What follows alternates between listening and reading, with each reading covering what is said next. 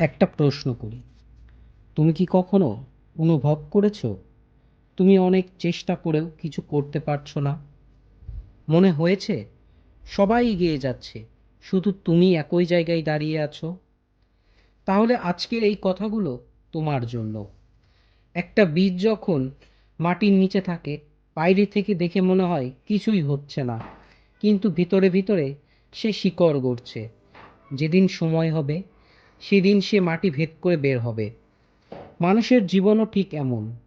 আজ তুমি যে সংগ্রাম করছো, যে রাত জেগে স্বপ্ন দেখছো, যে কষ্টের মধ্য থেকেও হাল ছাড়ছো না, হয়তো এখন কেউ দেখছে না, কিন্তু বিশ্বাস করো, প্রতিটা ছোট চেষ্টা তোমাকে তৈরি করছে। সফল মানুষ আর সাধারণ মানুষের মাঝে সবচেয়ে বড় পার্থক্য ট্যালেন্ট না, পার্থক্য হলো একজন বারবার চেষ্টা করে, আর তুমি হয়তো একবার করেই থেমে যাচ্ছ। তুমি আজ যদি ক্লান্ত হও, বিশ্রাম নাও, কিন্তু থেমে থেকো না, থেমে যেও না। কারণ জীবন সবচেয়ে বড় ব্যর্থতা পড়ে যাওয়া না, সবচেয়ে বড় ব্যর্থতা হলো উঠে দাঁড়ানোর চেষ্টা না করা।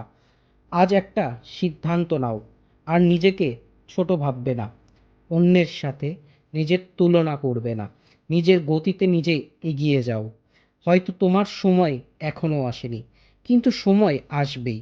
মনে রাখো, ধীরে চলা মানে পিছিয়ে থাকা না।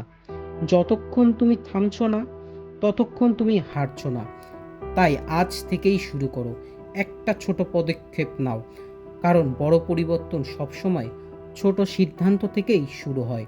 ভিক্টোরি ভয়েস বিডি, তোমার কণ্ঠ, তোমার শক্তি।